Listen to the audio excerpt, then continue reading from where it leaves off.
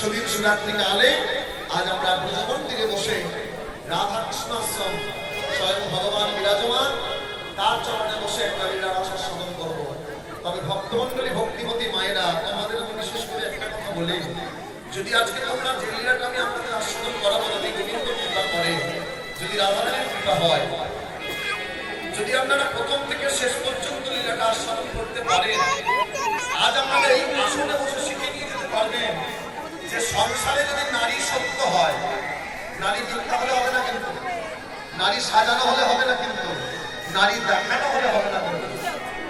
নারী যদি সংসারে সত্য হয়, তবে একটা সংসার কোন জায়গা থেকে কোন জায়গায় পৌঁছে যেতে পারে।